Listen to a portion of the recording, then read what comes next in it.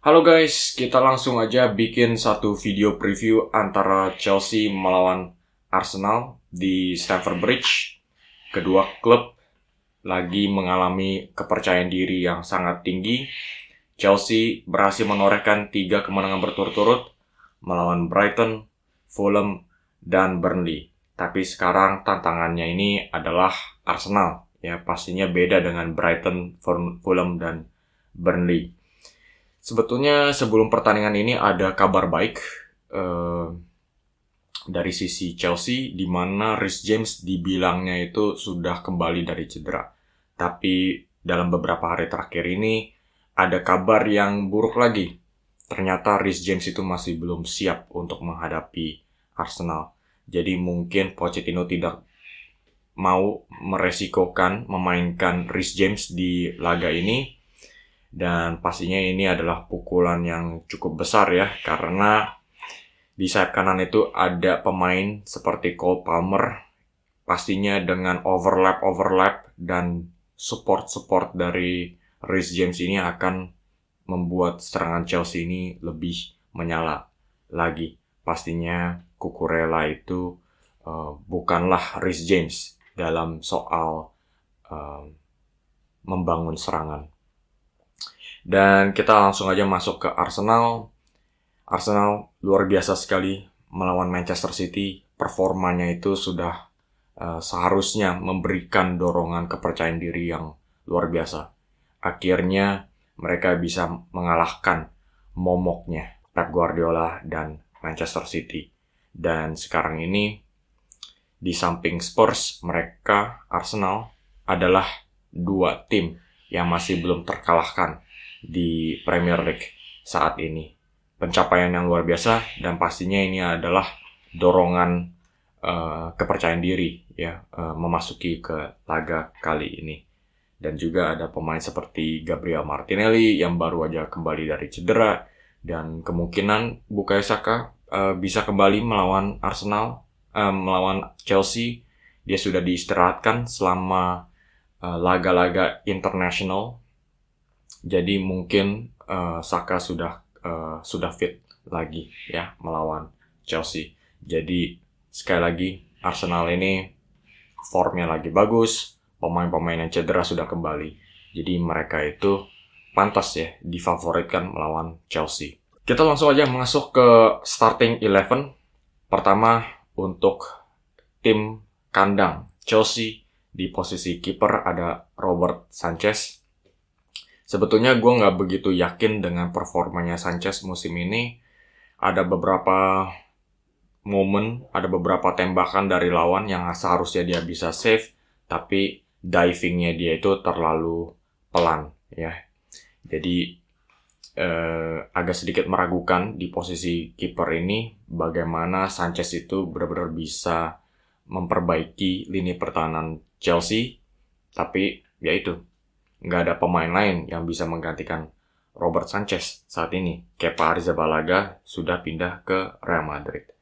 Di posisi back kiri ada Levi Colwill, yang sekali lagi bukan posisi alaminya ya, bermain di posisi back kiri ini. Sebetulnya gue agak sedikit ragu kenapa Pochettino ini terus-terusan memainkan Colwill di posisi back kiri ini. Dia itu tetap back yang bagus, tapi back yang bagus seharusnya tetap ditaruh di posisi favoritnya, yaitu di back sentral. Dan di posisi tengah itu ada Thiago Silva dan Disasi. Sekali lagi, ini juga merupakan titik kelemahan Chelsea. Thiago Silva umurnya udah 39, walaupun dia memberikan pengalaman, itu sudah kelihatan ada penurunan drastis dari segi fisik, di mana di pertandingan melawan Nottingham Forest berhadapan dengan Taiwo Awoniyi, Silva itu benar-benar kelihatan seperti kakek-kakek. Dan di sampingnya itu sudah ada partnernya Axel Disasi, pemain baru yang dibeli oleh Chelsea. Dan sekali lagi dia masih belum kelihatan nyetel di lini pertahanan Chelsea kali ini. Dan sekarang kita langsung aja masuk ke lini tengah. Di posisi jangkar ada Moises Caicedo yang akan ditugaskan untuk menyapu bersih lapangan ya. Kalau ada bola-bola nganggur, dia akan coba ambil. Pastinya dia juga akan ditugaskan untuk menjaga pergerakannya Martin Odegaard. Dan di sampingnya ada Conor Gallagher yang juga sudah memberikan performa yang cukup bagus musim ini. Etos kerjanya sangat disukai oleh Pochettino ketika dia dibutuhkan untuk melakukan high pressing, ya, pressing yang tinggi. Dia selalu ada, selalu rajin untuk menjaga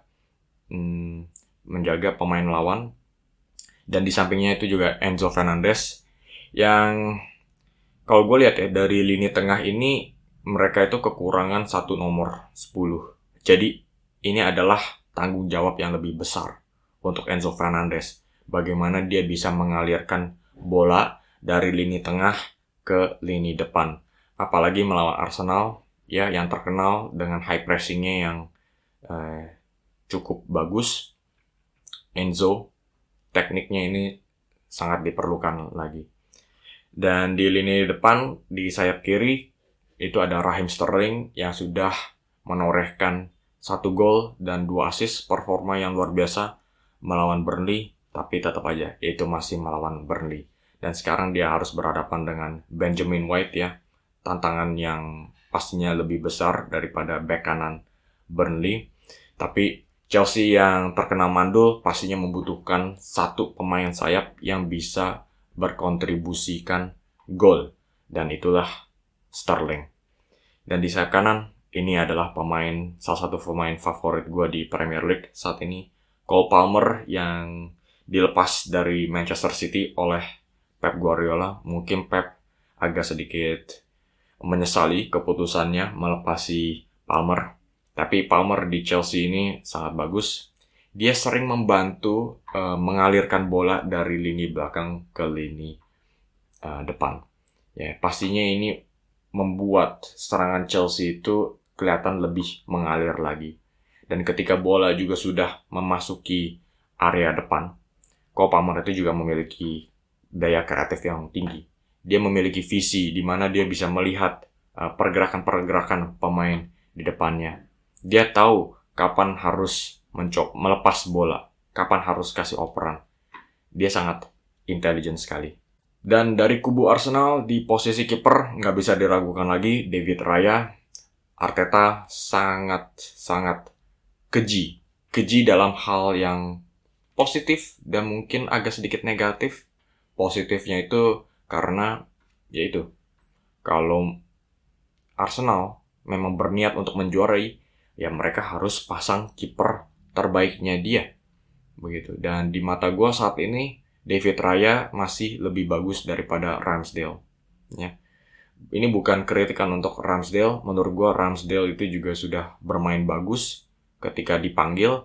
Tapi Raya dari segi pengaliran bola dari belakang dia lebih confident. Dan juga dari segi penangkapan bola-bola dari crossing lawan dia juga lebih stabil daripada Ramsdale. Dan di posisi back kiri ada Alexander Zinchenko. Ya, sekali lagi pemain yang sangat underrated, jarang sekali diapresiasikan ketimbang Declan Rice, Martinelli, dan Bukayo Saka. Tapi dari segi bagaimana Arteta itu ingin memainkan sepak bolanya, Zinchenko itu memiliki peran yang nggak kalah pentingnya. Dan di back tengah ada Gabriel, ya yang kemarin baru dipanggil oleh Brasil di international break. Pastinya ini juga akan merupakan dorongan kepercayaan diri yang lebih untuk Gabriel. Dan di sampingnya ada William Saliba yang baru aja menghabisi Erling Haaland melawan Manchester City kemarin itu. Performa yang sangat dominan. Haaland sama sekali nggak diberikan ruang napas. Sentuhan-sentuhan bolanya pun juga nggak kelihatan sama sekali, benar-benar mati total. Itulah kontribusinya William Saliba. Dan di posisi bek kanan ada Benjamin White. Ini adalah lini pertahanan Arsenal yang paling bagus. Dan pastinya mereka akan ditugaskan untuk menghentikan serangan Chelsea lagi. Dan di lini tengah ada Declan Rice di posisi jangkar. Sekali lagi dia juga salah satu pemain penting ya yang sudah berhasil sukses menghentikan daya kreatifnya Manchester City di laga terakhir itu. Benar-benar sangat dominan di lini tengah melawan City kemarin. Dan di sampingnya itu ada Martin Odegaard yang akan bermain sebagai nomor 10. Itu nggak bisa diragukan lagi. Kalau Arsenal ingin membongkar lini pertahanan Chelsea, pastinya ada beberapa kelemahan di lini pertahanan Chelsea ini. Nah, Odegaard lah dengan mata elangnya yang bisa melepaskan umpan-umpan terobosan. Dan di sampingnya itu ada Kai Havertz. Gue pilih dia bukan karena dia pantas untuk masuk ke starting lineup. Menurut gue ada pemain yang lebih bagus daripada dia. Fabio Vieira bisa bermain di sana. Ada juga Leandro Trossard yang bisa bermain di nomor 8 kiri. Tapi menurut gue kenapa dia dimainkan di laga kali ini adalah Arteta itu sangat bersikeras ya. Untuk bisa membangkitkan talentanya Havertz. Dan mungkin melawan tim lamanya Chelsea, Havertz ada dorongan motivasi yang lebih untuk bisa mencetak gol. Bisa kita bayangkan, Havertz bisa mencetak gol melawan tim lamanya. Ini pasti akan bikin heboh. Dan di lini depan, di sayap kiri itu ada Gabriel Martinelli yang akan kembali lagi masuk ke starting lineup. Kita bisa lihat efeknya ketika dia dimasukkan di babak kedua melawan Manchester City. Bagaimana dia bisa menarik lini pertahanan Manchester City. Dan akhirnya ini bisa menciptakan ruang yang lebih besar untuk lini tengahnya Arsenal. Dan di sayap kanan, ini kalau fit, Bukayo Saka akan kembali lagi ya meneror sayap kirinya Chelsea. Begitu. Pemain yang sangat penting musim ini buat Arsenal. Tapi dalam segi apakah dia sudah fit di pertandingan kali ini masih belum terkonfirmasi. Tapi kalau dia dinyatakan belum fit, ini juga bukan masalah yang terlalu besar karena Gabriel Jesus juga bisa beroperasi di sayap kanan. Dan menurut gua melawan Josko Gvardiol, Gapsus di posisi sayap kanan ini juga sudah lulus ujian. Gue bisa kasih nilai 7 lah setidaknya buat Gapsus. Dan kalau inilah yang terjadi, Eddie Nketiah yang akan dipanggil menjadi striker di depan. Tapi kalau Sakanya masih fit, ya Gapsus ya yang menurut gua di posisi nomor 9 ini bisa memberikan masalah yang besar untuk lini pertahanan yang diisikan oleh Axel Disasi ya yang masih belum berpengalaman di Premier League, dan juga ada Thiago Silva yang umurnya 39. Pastinya dengan trik-triknya dan kemampuan ngedriblingnya Gabriel Jesus ini bisa mengacak-ngacak lini pertahanan Chelsea. Oke guys, sampai di sini aja video kali ini. Laga antara Chelsea melawan Arsenal ini pastinya akan menjadi laga yang sangat seru ya. Kedua klub ini pastinya nggak mau melepaskan gengsinya mereka sebagai klub terbaik di London. Coba kasih pendapat kalian. Menurut kalian apa yang akan terjadi di pertandingan kali ini? Bagaimana arus pertandingan ini akan berjalan? Dan siapa yang menurut kalian akan menjadi pemain kunci di laga ini? Dan seperti biasa, jangan lupa klik like dan subscribe karena ini merupakan dorongan motivasi yang besar supaya gue bisa terus upload konten-konten seperti video hari ini. Oke, sampai di sini aja video kali ini. Sampai jumpa di video selanjutnya dan terima kasih sudah menyaksikan.